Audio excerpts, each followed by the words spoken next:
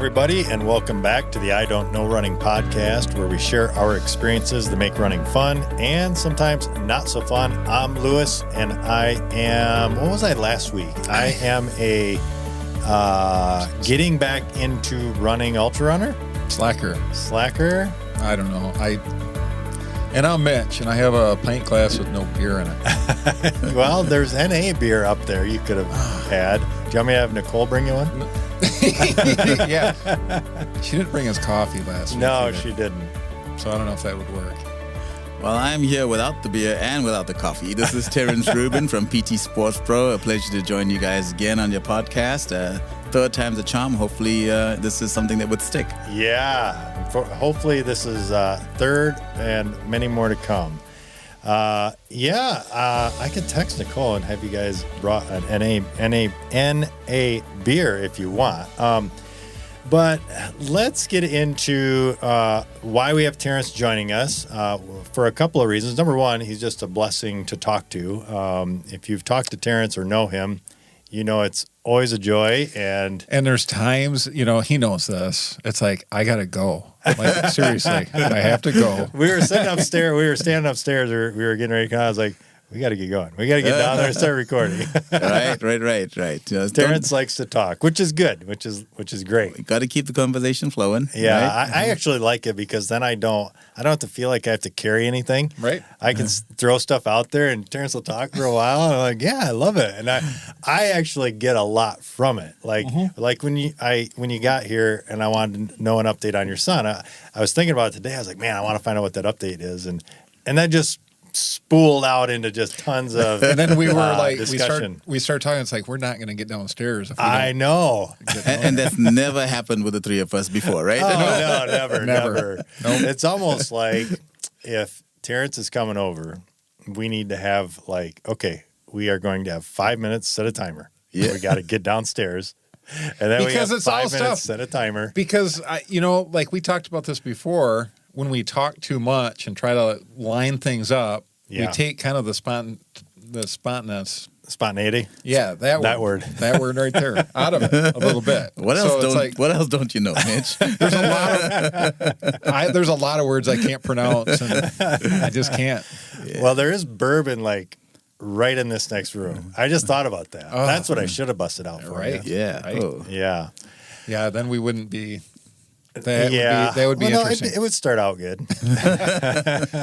And depending on how long the podcast is, would determine how much more spontaneity there is. Right. And for the record, these two guys have been rambling back and forth already, and they're blaming it on me. Well, it's good. Everybody knows. Anybody that knows you knows it. Right? Yeah. It's just I'm feels innocent good. in this, right?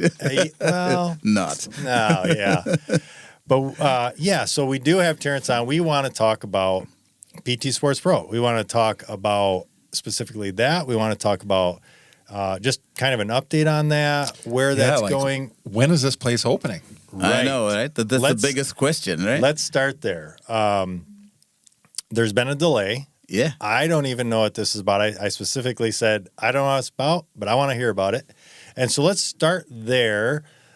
There's been a delay, but it's kicked back off. I understand that. So let's just talk about that, where it's at, and what the plan is for opening. So that's a great segue into the way my mind has been working crazy in the last 3 to 6 months, going, what the heck's going on? Why the delay? And then I'm reminded every so often that this is not about me. This whole plan for this practice is God's plan, is what he needs me to do, right? And so if that is the plan, even a delay is part of his plan.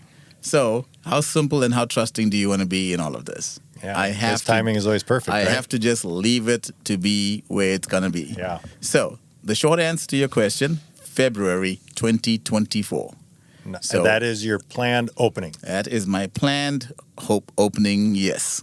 As they say, God willing. God willing, and I understand Mitch is going to be the first patient. Oh, wait. Better not stir that pot.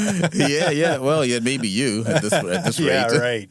Yeah, so what's been happening is, so I signed the lease a year ago, actually in October 22, with the hope of opening the doors in April of 23. But with the delay in trying to get some of the legal stuff figured out, we knew it was going to be pushed to maybe a summer opening. And then when we looked at some of the issues that we were running into, it was kind of starting to look more into the fall. Okay. And the biggest issue we ran into this summer, because it takes a long time to draw up the plans for a 5,000 square foot practice. And if you know me and people that out there that do, will know that it's all about the details. Yeah. Every single segment. I mean, last night I was going, this toilet is only 15 inches high. I want it to be 18 inches. So I look at all, I mean, I love the zoom button on my computer screen, and I zoom into every detail. And marathon runners, when they go to sit down. Yeah. I want an 18 or 24 inch tall. Yeah, Taller. exactly. We have the grab bars. Right. Will they have like the chairs for old people? The that lift help you- chairs. Yeah, we need a lift toilet seat. That's it right there. You stop. We can't change this design any further. Oh, gosh. It's going to create more delays. July 2024 is what I'm seeing. Coming soon. That's a great idea, though, isn't it? I've been watching The Chosen, and they're talking about, when Jesus says, soon. When would you hear about it, Lord? Soon. Soon. So soon is going to be Feb 2024. So what's been happening is that we found that there was the level of this building that I'm moving into. It used to be a parking structure below, and the building was actually up on struts with the main office being above us. Mm-hmm. Well, at some point, they dug out the parking and made that lower level office space as well. Well, this summer, as we're trying to engineer all the glass work that's going into the building, you need super level floors to make that happen. And they found there was a 9-inch difference between the lowest spot and the highest spot within my space. Wow. And it never mattered before because it was drywall, and you can make drywall do whatever it wants to do. But when you put in glass, especially $100,000 worth of glass, Oh, my goodness. you have to be extra re-engineering that whole space, which is why the delay. Okay. And then we had to actually shift vendors because the original vendor, their tolerances were so minimal that we just couldn't work their glass into the suite. Oh, my goodness. So, but with every delay comes a good story and a good ending and a good end result. So I'm super excited about this practice opening up. I can't wait to. Monday and Tuesday is a walkthrough with the contractors. And then on Wednesday, they actually start busting up the concrete. So okay. hopefully I'm going to have a brilliant pink helmet with my name on it right at the door so I can go in and check in on the fellas. I think deep down inside, they knew I'm leaving on vacation on Thanksgiving Day. So they figured, hey, maybe if we can just have him here for a week and then get him out of here, we can get more work done. Well, I was just thinking, nobody really probably, except for people that know you, understand the pink. So you want a pink helmet because everything. So you got a Land Rover since the last time that we talked. I was going to say. And it's wrapped in pink. And all the trim is pink. It's brilliant. It's PT Sports Pro. It's brilliant pink, right? Yeah. So the colors were very. It was carefully chosen because one of the big things that I've worked on this year is event coverage. And when I looked at the colors, when I was choosing the colors for the business earlier this year, I needed vibrant colors that if you as an athlete were out there racing and you were looking for medical help, you could see it from a mile away. Yep. Can you see that truck from a mile Yeah. away? You cannot miss that thing. You can probably see that thing from the moon. Did you drive it? Yeah. Okay, not quite. It is bright. It stands out. Is it here today? Yeah. Oh, okay. yeah. So as soon as I opened the door, I went, oh, there's the Land Rover that Mitch showed me. Yeah, no, the nice thing is that when I have this crazy vision of how I like to see things, and maybe I had a bit of an art background in school, and so when I got this truck, it's not just any truck, it's not just any Land Rover, it's a Defender Trek Edition, and the Trek Edition comes with $25,000 worth of things on it, from a snorkel to a front grill, and I have like potable water tanks on the side of that thing, so it's a beast. But the furthest we talked about this, you haven't even had it off the road. Oh, I have. A 2-track. Well, You can't. That doesn't count. Well, I haven't. I have. Let's be specific. I've had it off the road. I just haven't been off-roading. Right. There's a difference.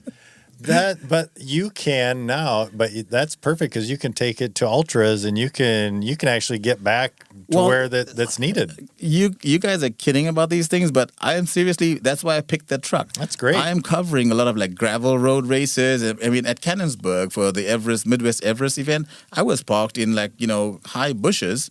And it was Nice. great. The truck looked beautiful against the backdrop. Yeah. But more importantly, it carries all the gear that I want. Exactly, It's a perfect symbol for my business. Yeah. Because with PT Sports Pro, we're looking above and beyond. That's actually Land Rover's tagline, by the way, above and Really? beyond. Yeah.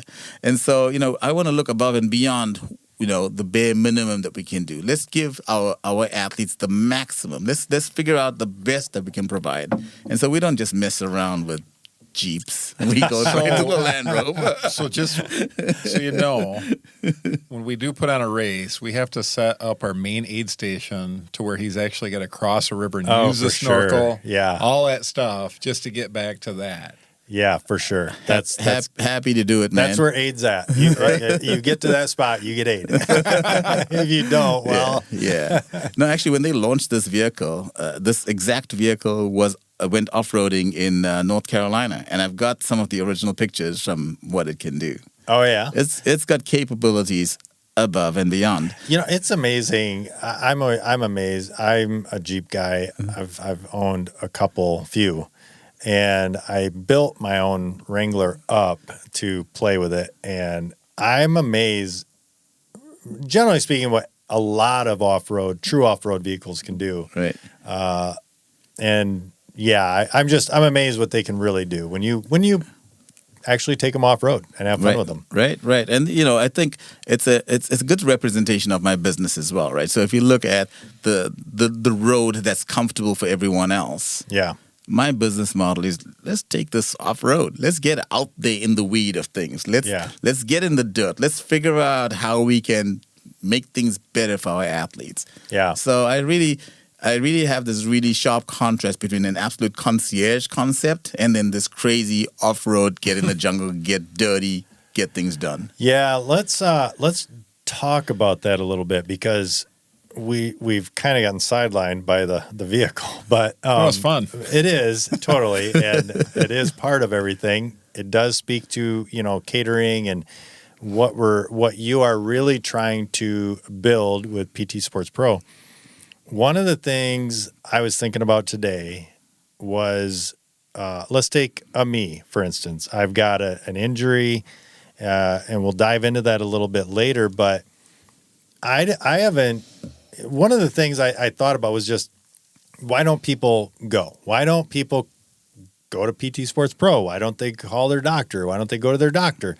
And for me, one of the reasons is it seems too overwhelming to deal with it all, and it's going to take me time, and it's like, it's not that bad. And so there's I believe anyway, for a lot of people, not for everybody, but for me and for a lot of people, there's a sense of it's so much work to just get in and get something looked at.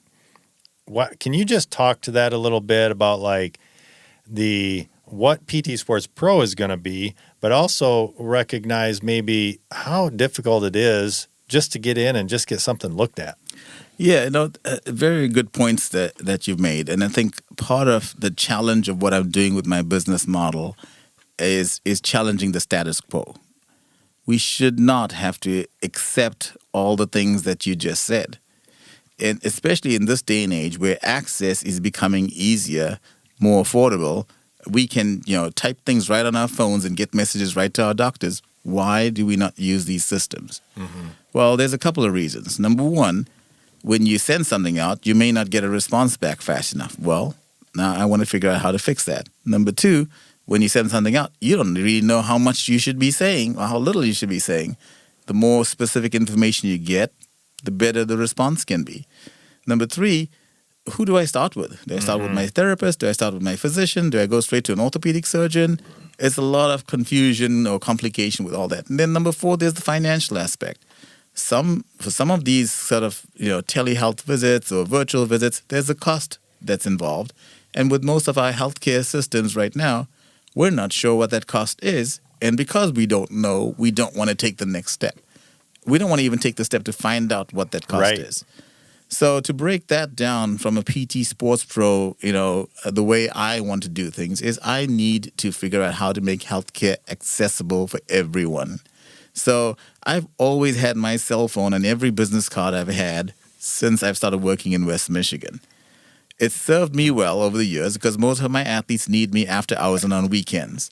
But that's how accessible we need to be. Yeah. Now, there are many folks out there that would argue against that, saying, I cannot give my personal phone out to people. I don't want to be bugged.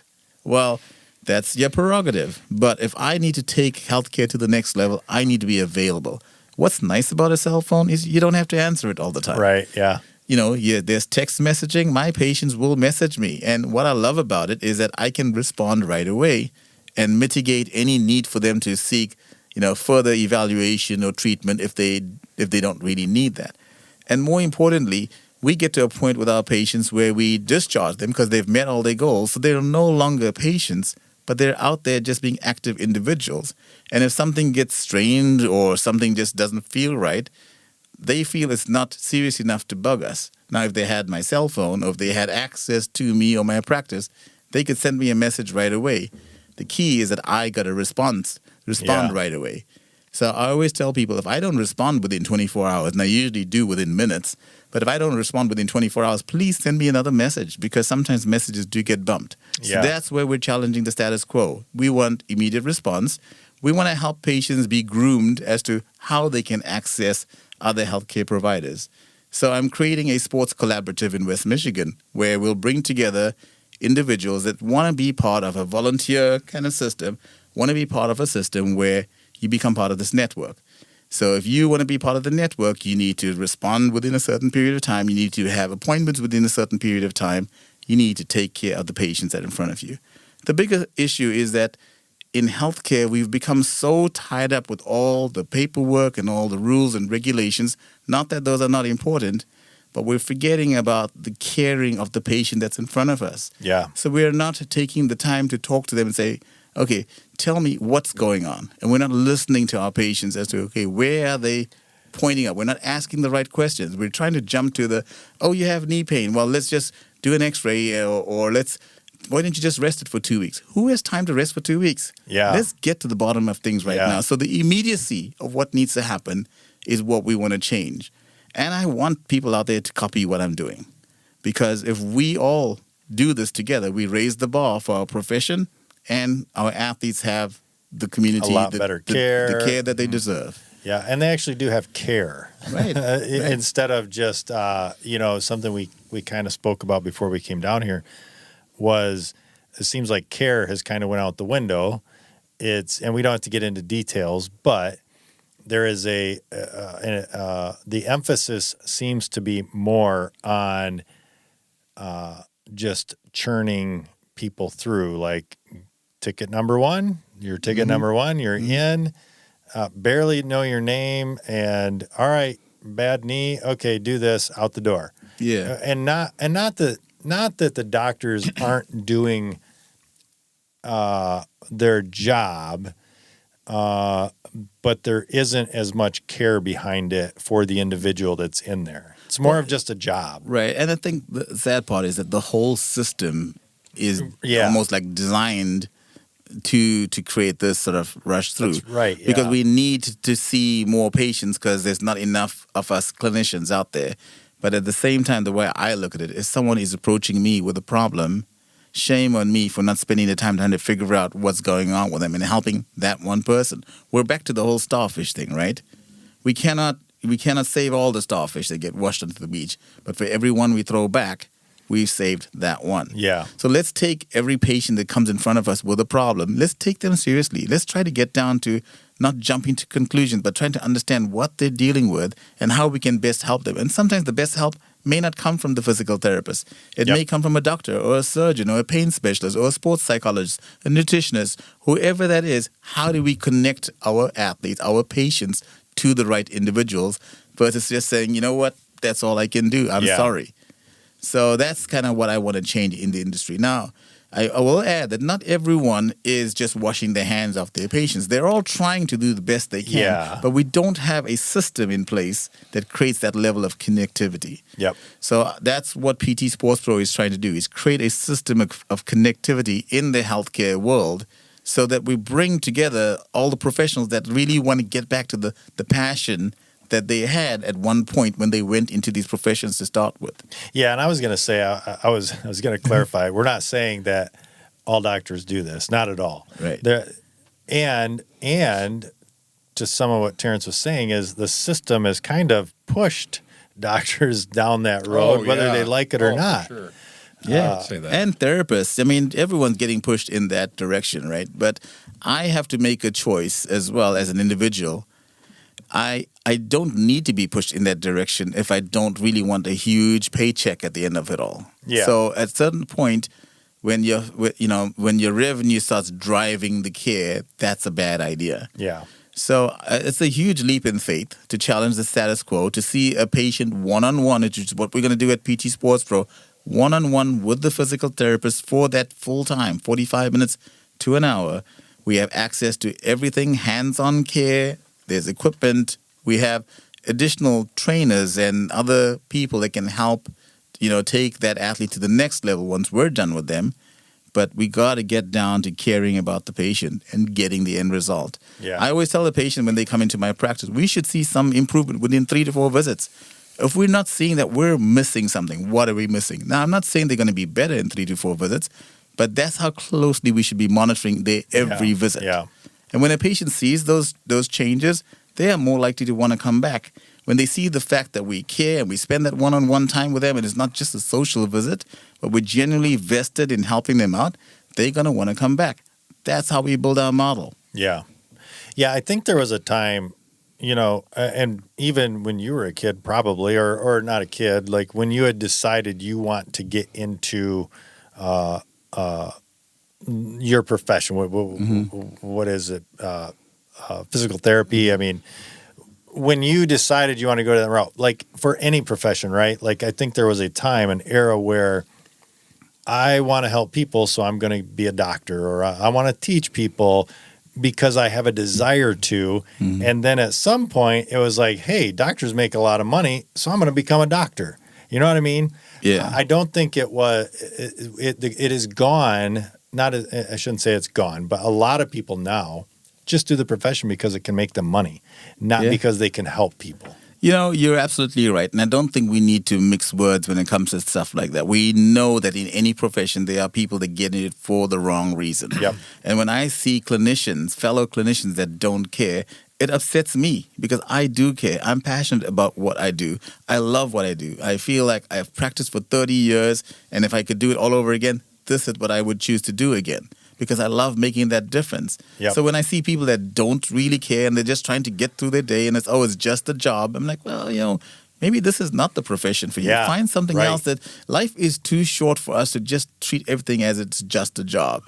Now, we have to have some balance in life, but part of the balance that we accept as professionals is that we're going to be out of balance because we care about this one particular thing that has to be done, day in, day out. Yep. Yeah. Yep. I think it's an awesome business model. And I don't know if I said this. This is where we get into the issue. I don't know if I said this upstairs or down here, but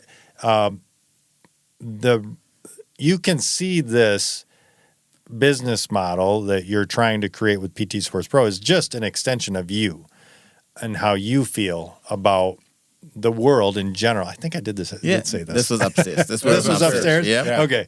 How you have a general sense of caring for people, and you want to leave this world better than we found it. Right. You found it. Right. So I love it. I think it's amazing. And for those that are hearing this for the first time, as far as PT Sports Pro, if you haven't heard about it, you should check it out. Definitely. We have 2 other episodes you can find that Terence talked about this. And if you're an athlete, you've probably seen them out. Like you're at Grand Rapids Marathon, you're at the finish line, you were out there. Yeah. I think you're this year we were at over 15 different events where these race directors really hired our company to come in and provide the medical care. And the biggest, some of the bigger events in town, like the marathon, where we didn't do the medical, we did the post race massage and stretch. I didn't get a massage at the finish line.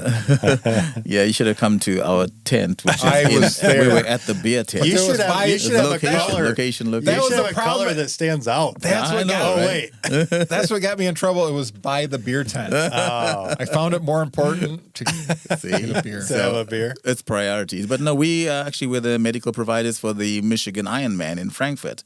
And they brought us on because of the kind of work that we've done and how organized we are. And more races are recognizing that not only are we at a high level of organization, but a high level of consistency. We're able to repeat the things that we do and do it well. We assemble the right teams. We provide, coverage in locations that even the race directors don't think of providing that level of coverage. So, for example, at Ironman, they were happy to have us just have a main medical right at the finish line. And I'm like, no, we got to do more than that. So we put in a medical station at the swim exit. We had 3 stations on the bike. We had 3 stations on the run. And we had the main medical. So we had like 7 stations and main medical. And when they looked at this model, they go, wow, you guys, why would you do that? And because that's where the athletes need us. Yeah. And if you're an athlete and we set the bar where we said, okay, if you do a triathlon, there's always going to be medical at the swim start and exit. There's always going to be medical every 15 miles on the bike ride and about every 2 miles on the run. You wouldn't have to even think about that. If that became the gold standard. Wow. Well, let's create a gold standard. So that's my vision. Create a gold standard in medical coverage where as an athlete, not only do you know that medical's out there, but we'll publish our punch list of the stuff that we bring to these events. So okay, I can, if I need an inhaler, they have a rescue inhaler. If I need an EpiPen because I'm having an allergic reaction, they have that. We have supplies that will take care of the athlete from top to bottom. Wow. Yeah, that's an impressive goal. That to set a standard like that's really good. Mm-hmm. I'm just thinking every 2 miles on the run. Wow, I've never seen that. Well, that's the thing. Never seen that anywhere. And the thing is, when you don't have a standard, then you go, okay, I'm doing okay right now, but I don't know when the next medical station is. Right. But if we were every 2 miles, or if we were with every 8 station, for me that makes more sense. Oh, for sure. So that way the athlete can have that peace of mind, going, okay, I put some biofreeze on my calf muscle because it's tightening up, but I know if I get to the next station, I can get that. We have electrolytes. We have the supplies you need to make it through your race. Plus, too, you have the expertise then to go, I don't know why my hamstring feels this way. Can you help? Right. And then you can say, well, hey, what is it? And because normally it's, you slap whatever they have there on it because you don't know any better. Right. You're just trying to get through. Yeah. Have some pickle juice. Well, in a comprehensive medical coverage for an event, I think the coverage goes beyond what we just do on race day or during the race itself. So that's why we try to be available at the expo the day before to listen to your issues that you're dealing with and figure out how we can best help you without changing so much that it changes how you perform. So we'll try to help you before the race. We try to see you on the race course, but then after, just as important, we can't just wait for a medical emergency to see you. We've got to see you even if you're having that ache or pain or strain. Some athletes have to get in their vehicles and drive back hours home again. Yeah, let's keep you safe. Let's keep you comfortable. Let's show you that we care. Yeah. Right? So it's not just about being there because we check a box that, hey, and medical care was provided. No. We're there because we care about the athletes. We want you to perform to your best level, and we want to take care of you when you need us. Yeah, that's a good point too. Normally, you think medical, you think end when with regards to race, right? Mm-hmm. Right. So it's not like what you just said. We want to make sure you perform your best. Normally, I think you're going to medical, race over. Yeah. It's like they have different levels of that too, though. I heard. Yeah. I just heard this a couple days ago, the Turtle race at Mackinac Island. Yeah. I think I did not know. I don't know if there's truth to it or not, but somebody passed away at that race. Oh, I don't know. So, stuff like that does happen. You do need that kind of coverage. Yeah, it happens. And the thing is, though, we don't know if having medical there would have made a difference or not. They did have medical, but I don't know if they, Right. and The having right them in the equipment. right location. So, for example, Yeah. all of our aid stations, we have medical kits that are set up exactly the same way. I literally have a plan that shows you that, like, if you're looking for Advil, it's in this left bottom corner, and your Tylenol is 2 boxes up, and it's that for every kit. So if you Yep. get a different kit that day, you still know where to find it as Same a clinician. place. Yep. So that way, when you need to respond, you can respond right away. We have a punch list. When you open up the lid, it tells you what's in the box. So you, as a coverage clinician, should not have to think, do we have that? It's there. Yeah. But more importantly, we have an AED in every kit. Oh, and, nice. and all of our AEDs, I personally purchased them. We got them to be all the same brand, the same model. Why? Because you shouldn't have to rethink if you go to a different race or a Yeah. different box. Oh, now this is different. What am I supposed to do with this? We can manage them better. We Yep. can maintain them better. We can service them better. So when I think about event coverage, I'm not just thinking about being there to fill a box on race morning. Yeah, I'm thinking right, of how right. do I provide best care. If that was my kid going down at that event, I should have every tool possible to help him as best as I can. And I may not be able to save every single one of them, but at least I can be prepared to do that should that need arise. Yeah. And talk about an expense you hope is wasted money. Is Absolutely. AEDs. My Well, best the whole days, kit, I guess, really. Right. My best days, I always say, are the days that I never have to work. Yeah. But I always find something to do, even if it's encouraging an athlete, helping them to stretch out, do Right. something. And Yeah. we've gotten down to where we put the pads on an individual, but fortunately didn't have to deliver the shock. Mm. So, That's what I had heard, is that if they didn't have one or have one readily available. But that Yeah. Yeah, no, I remember back in the day when we started covering events, because I've been doing this for over 25 years. We would have, if we had all these spots out there, we'll just have one AED at the main medical. Or, initially we didn't even have those. So we started realizing that more and more we got to have them everywhere. We can't take that chance. Now, we Yeah. cannot be everywhere, but at least we know if someone's coming to us for medical help, we can provide that. Yeah. So that's the depth to which we need to manage our athletes, and the care that we need to provide as part of a healthcare team is super important. I'm super passionate about it, which is why, as you said earlier, yes, this is what PT Sports Pro is, but you sort of drive that vision, right?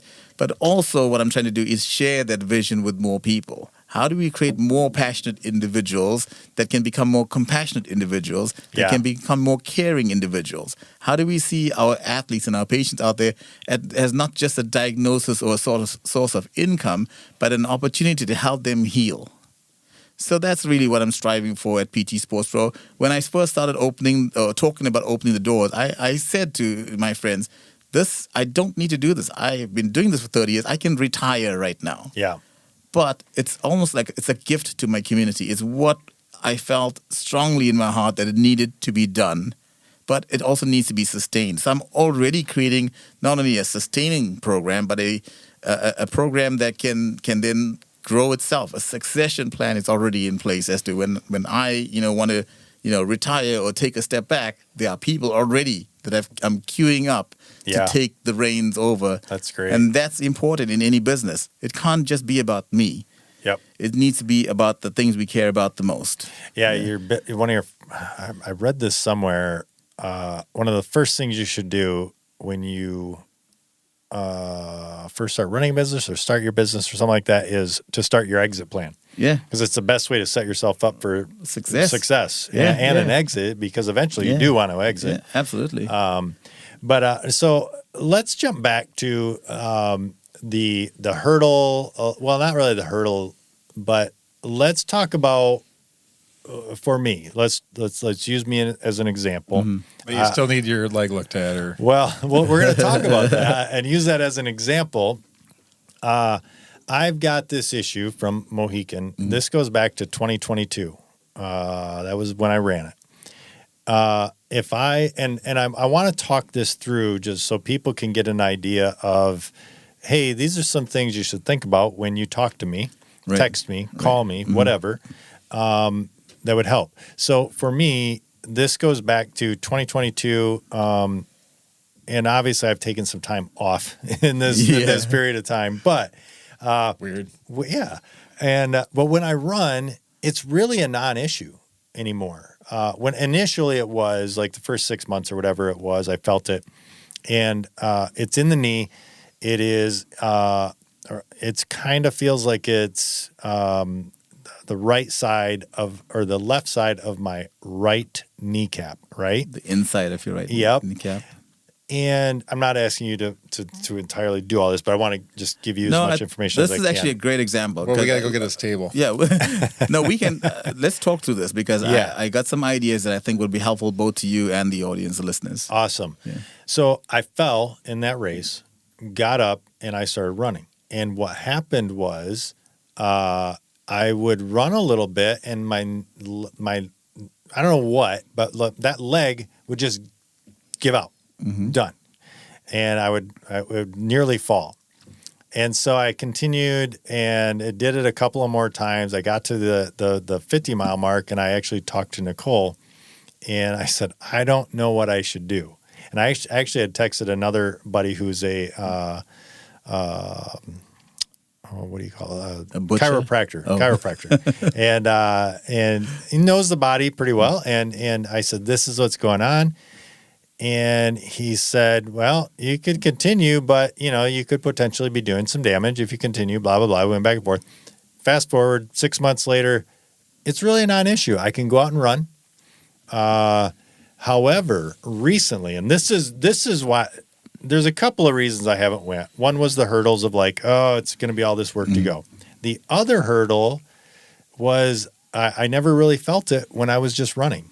And however, I'm building this shed and in the process of building this shed, I've had to go up and down a ladder several times, right? Throughout the day. And at the end of like 4 to 6 hours, that knee is doing the same thing now. Is it giving out again? Yeah, it wants to give out. So straight away, like normal flat surfaces, I can run for miles. It's a non-issue. However, when I go up and down and put the up and so like hills. Hey, let's be clear. Mile. No, 5 or 6. I'm running 5 or 6. Yeah, I don't know much past that, but so and again, it wants to give out. Yeah. So My wheels have been spinning as soon as you started talking about this issue. I was waiting for you to actually tell me, like, where is this issue? So he takes a long time to get to the point, doesn't he? I know. God, the guy just talks and talks. Tells me and I talks. talk too much. Yeah, it's not. I change it. It's not you. It's Lewis. So one of the first things that I would do in a case, in a scenario like this, and this is very common, where someone gives me a very long story. What are you saying? And they don't give me. That's a lot to text. That's why I waited until you were here. Yeah, I have knee pain. Help. Exactly. No. So the easiest thing to do, and in my head, I already have an idea of what I think is going on, but I'm not going to jump to that conclusion. So what I typically would do is say, okay, let me ask you a few questions, right? So, for example, you noticed this in mile 50, and again for the case of the listeners here, how long of a distance was your event? 100 miles. Okay, and at which point did you fall? 16, mile 6. Okay. I think it was 16-ish. 16 to 18. It was the first lap. In a 20-mile race, that 16 or 18 matters. In a 100-mile race, it doesn't matter. Okay, so mile 16. Yeah, okay, yes. So, but you finished the race. No, because I stopped at 50. So you stopped and you were done at 50. Yeah. So you ran another 34 miles. Yeah. Okay.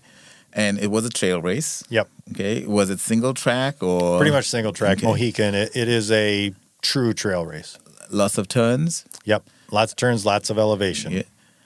Have you ever had issues with this knee before? No. Okay. And when you fell, did you fall directly onto the right knee? Can't even tell you because it happens so fast. He hit his head. I did not hit my head. Maybe that would have helped. Yeah, probably would have finished the race. No, I can't even tell you. I did not remember feeling pain. Okay. So that's, again, Yeah, good but the information. adrenaline hits too, though. That's the thing. Well, with that. there's a couple of things that we'll tease out here. So you got to mile 50. When you stopped, did the pain stop? Well, here's the thing. I would say when I got the reason for stopping at 50 it was a little sore, but it was really, I was worried about going down and either, because it's not a friendly course. Like you could go down and really hurt yourself. It was feeling such that I'm like, am I doing some permanent damage here? Am I, to something in the knee? Should I just give it rest? I've ran 50, call it good. But from, let's say, when I went down at 16 up until that time, there were a few times it gave out and I had to catch myself. When you say gave out, it was giving out goes as like, in going like forward, like it was going to keep bending without control, or locking backwards, hyperextending. Where it keeps bending and I can't stop it. I'm going to go down. Yeah. So, a couple more questions. Did you notice any swelling or any bruising? No and no. Okay. So when we look at an injury like that, and I'm going to just fast forward here because, I said, I think I know what's going on. There are, swelling, bruising, or none of the above can give you an idea of, okay, it's this versus that. So usually when we see swelling, you'll see it a lot in ligamentous injuries. When you see bruising, you'll see a lot more in muscle injuries. Now, this is just my general rule of thumb, right? Yeah. When it's cartilaginous issues like meniscus or something like that, you won't see either. Right? So already the light bulbs are going off. Yeah. So the meniscus, you're familiar with the meniscus, right, of the knee? I know almost nothing about the body. So in my show and tell that you'll see on the YouTube, if you follow this podcast, the meniscus there are two menisci in your knee, in each knee. They are C-shaped cartilages. So if you cut across the top section of your knee, if I go right through the top and I'm looking straight from the top down, these two C-shaped cartilages, they look like little half circles almost. And the front end of the cartilage is not a complete circle because they're C-shaped. So the front end is called the anterior part of the meniscus. The back end is called the posterior part. And the part that's on the inside is called the medial meniscus. The part that's on the outside is your lateral meniscus. So if you are feeling pain usually on the inside, it's attributed to one side versus the other. So the locality will tell you like which one it is. Now, why do we jump to the conclusion of it being a meniscus versus it being a muscle injury or a bone injury or chondromalacia patella or, a ligament strain? Well, no swelling, no bruising, and with normal activity, you're not having any pain. Yeah. Now, the nature of meniscal injuries, especially meniscus can tear in multiple ways, right? You can have just a slight tear that, for the most part, doesn't give you any symptoms. It feels fine. It works like a normal knee. But you get to a certain point where you trigger just that spot where it's torn. It makes you buckle. It makes you give out. That's almost exactly what it feels like. But the same thing but if you don't hit that spot for another 20 miles, you'll be able to run without any pain. You go, what was that all about? The other part is that you can have not just a tear, but you can have a flap, where that knee, that the meniscus can actually have a chunk of it that will flip upwards. And with those ones, what you'll find is that you'll get to a certain point where your knee may actually even lock out. And in order to get past the lockout, you got to like twist and wiggle your knee around a little bit. And sometimes you can push that flap back down again and then your knee functions just fine for the next however many miles. Well, I don't think that's it. Not yet, Not right? yet, yeah. The third progression from there is that little flap tears out, chunks out, and then in a certain point it floats into the joint space and it jams the movement, and then you can't straighten or bend it. So if we look at them as a stage 1, 2, and 3, gotcha. You in that stage 1 point is what I would presume of a meniscal injury. And not all meniscal injuries need repair. Okay. I know I've personally injured my meniscus that was confirmed on MRI and was also, recommended that I have some surgical intervention on that, and I didn't have surgery. I ended up rehabbing it myself for a year, took a year off running, did a lot of swimming and biking, had the best times in those two events. Running sucked. But since then, I've run another 20 marathons without any issues with that knee. But I had to adjust a few things initially, which is my pace, and which is always the hardest thing to get back. And so the long story short of it is that if we think it's a meniscal injury, what is that next step? Yeah. So the next step to really figure out, okay, how bad is this tear? is you can have it physically examined and tested, and most of your doctors, your physicians that see that kind of diagnosis should be able to do that. Definitely, a sports medicine physician will be able to do that. A good clinician, a good physical therapist should be able to do that as well. So it's a very quick test that they will check. It's a McMurray's or an Apley's test that will check the integrity of the meniscus. If there's a high suspicion that, yep, there is tear, it is catching, or there is a certain kind of pinpoint pain at a certain angle or torsion, then they would do an MRI. Sometimes they'll start off with an X-ray first, just to make sure we've cleared any other major things that could be wrong. Yeah. But to boil down to it, they'll do an MRI. And they can do an MRI with contrast or without contrast. And depending, again, this is where your physician can advise you as to what they're looking for in terms of the clarity. Sometimes the contrast gives you a better clarity to see things better. So they call it an MRA versus an MRI. But either one of them is going to give you a much better diagnosis as to what's going on. Now, when you have that information, the next thing is like, well, you see a surgeon, and the surgeon gives you some advice. Okay, based on what I'm seeing, you may just need to go in, clean that up a little bit. You should be good. Or, you know what, you're at a stage where nothing needs to be done. Or it may be even more advanced because, sometimes when you're an athlete especially, and we notice this a lot, where the symptoms that you're showing is very mild compared to what's really going on. So that is why this needs to be addressed. Gotcha. And the reason why you notice it going up and down the stairs, the ladder, for example, is that you're taking these higher knee bends. And if you're bending the knee that much, now you're driving that bone through a much larger range, which is now irritating that meniscus. Gotcha. Whereas if you're just walking, you just got very subtle motions, and that, depending on where the tear is, it's not enough. It's not creating enough contact point to irritate the meniscus. So that's typically what it is. So, well, it's a good thing I'm not an athlete. So I just said it so Mitch didn't have to. Oh, okay. So what are you going to do? Well, I'm going to have to get it looked at because I don't want it getting worse. Right. Yeah. So weird. And in this business of collaboration, I know a guy. Do you? You know a guy? Yeah. So just reach out to me offline or after this, and we can give you some direction. Or if you first I always start off with like, who do you see as your physician? Do you have the confidence to see them about this injury? And if the answer is my primary care does mostly this and doesn't really get into sports stuff, then let's just get you right to the sports guy. Yeah.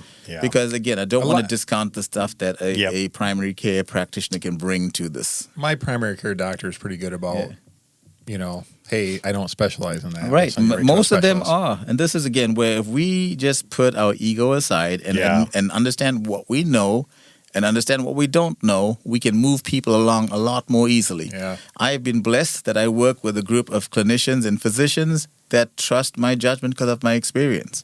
And so if I had to call up one of my buddies and say, hey, I wanted you to see so-and-so, I really am suspicious about this, and they're like, thank you.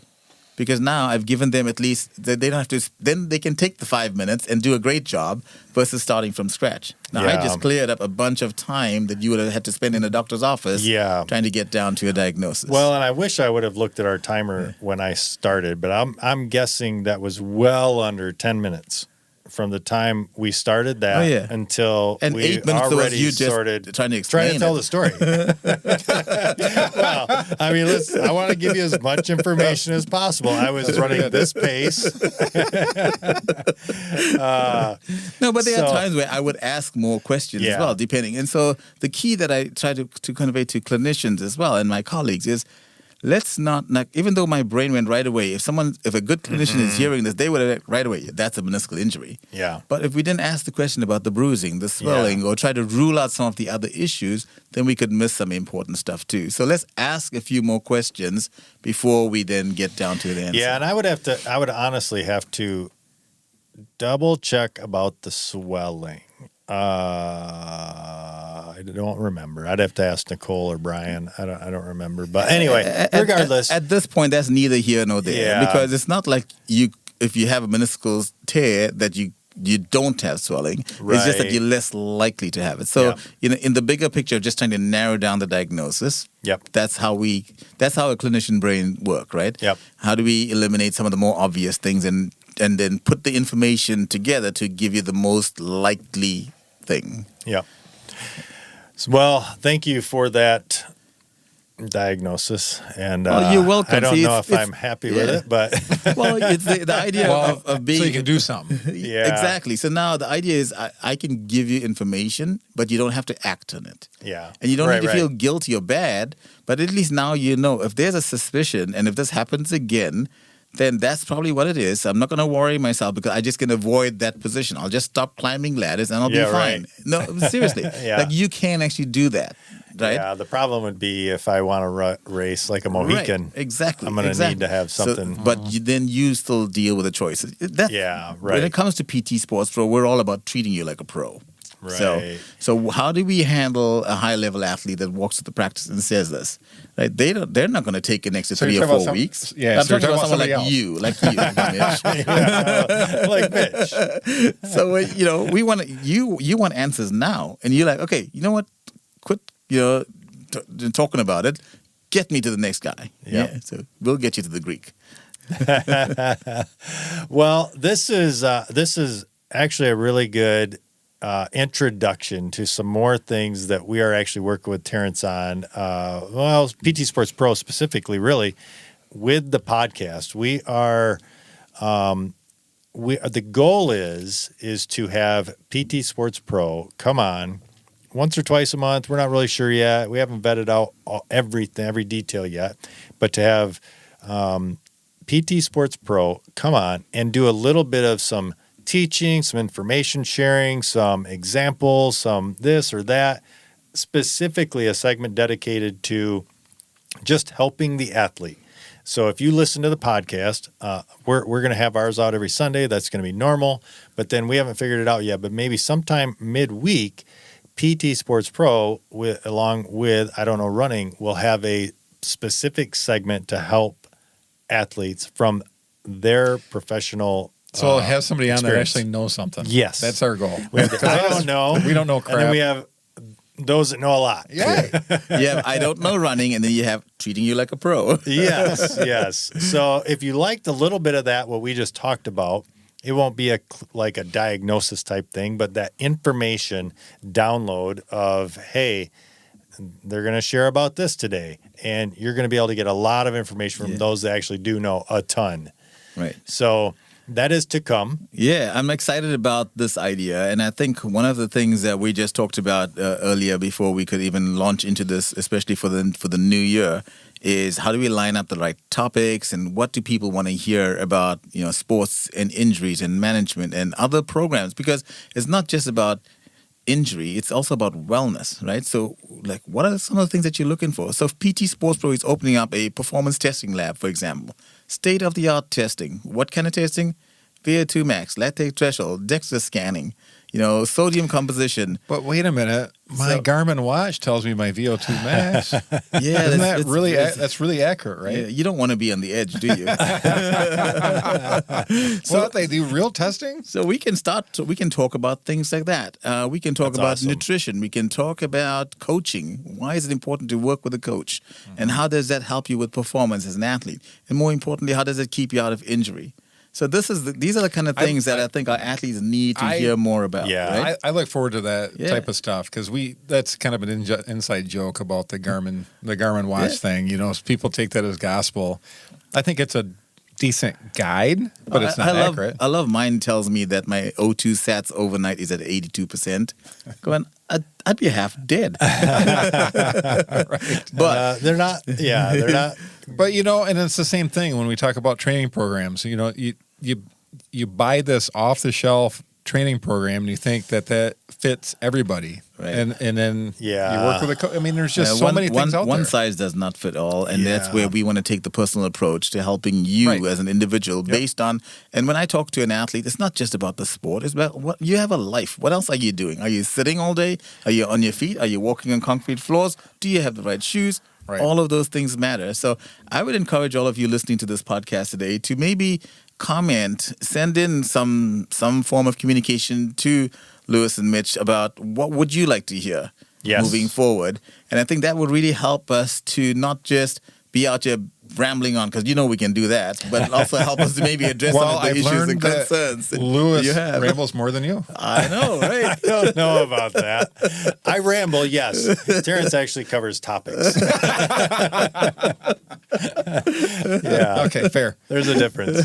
But yeah, speaking to you guys were talking about the buying a training plan from like off the shelf. And I just heard that. I'm immediately thinking, yeah, there's a lot of reasons those don't work. Number one is our ego. Right. Like, oh no, I can do 630s. No, you can't. Don't even try it. Right. I have a friend, And it can go the other way too. right, couldn't hit any of the paces, and then there's going to be magic on race day. Well, a lot of us can do that, but it can also go the other way. Right. And go, I can't do an 830. No, you can. Yeah. You absolutely can. With the right- Undertrain. Yeah, you could totally undertrain. Whereas having exactly. a trainer Yeah. actually look at you and look at the data, that it's just, there's a lot to take in and spit out something. Right. Will help. Yeah, and I think the biggest question that probably listeners are having right now is like, oh yeah, of course you can do all of that, Terence, but that's going to cost us an arm and a leg, right? And the answer is no. My goal is to create affordable solutions to the issues that you are dealing with. I would have laughed. Again, if you said, it's going to cost you a lot. No, it's going to cost you a lot in the effort that you have to put in to follow the plan. So you're going to meet with me. Yeah. You better be committed to doing something about it, because I'm not going to waste my time giving you a program for you to then sit on the couch. Yeah. So I'm looking for individuals that are committed, that want to create change, and we want to be part of the solution for your change and help you in a positive way.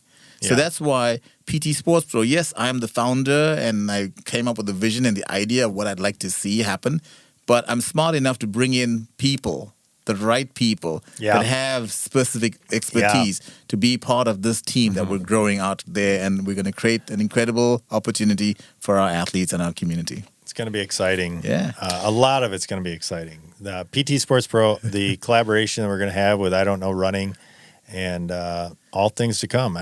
February can't get here fast enough. Right. Yes. Well, we got a lot. We can talk about a lot before then, though. Oh, Yeah, it's funny, as we were going through getting ready for this podcast, and we came down. We like, all right, this is the flow. This is what we're going to do. I'm thinking, man, we have missed a ton. There's so much I want to talk to Terrence about that we didn't even mention yet. But I don't even know, and I don't even know if we can yet. But I'm excited to talk about it. I haven't had an update yet, but there's a lot. Terrence is going to be on a lot. PT Sports Pro is going to be on a lot. Really looking forward to it. Bringing a lot to not just the podcast, but to people. But back to that, we have time. Like we have time. We'll just keep talking about stuff. Yeah. My goal is that this is not a guest role; it's a partnership. So together between I Don't Know Running and PT Sports Pro, we're gonna try to change our outlook on how we see ourselves as athletes, as patients, as clients. The better educated we are, the better we can perform. Yeah. Awesome.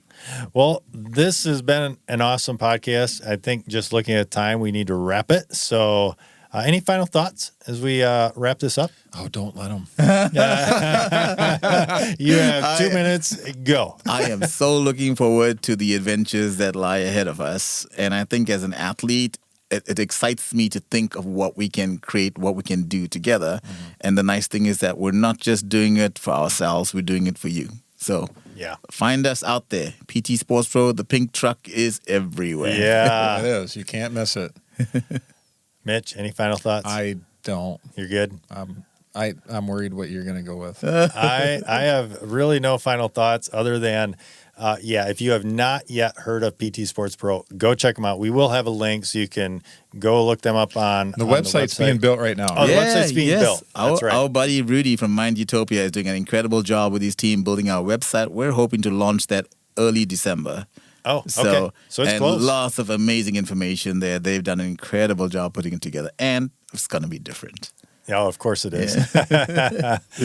Well, that's great. Like I said, we will have a link so you can check them out. You can check them out on Facebook. Yes, our social media now. is very active, and we will be putting a lot of release information now that we're going to be breaking ground. And I was going to say that the Captain's Ball is coming out, but this will come out after the Captain's Ball. It will be out after.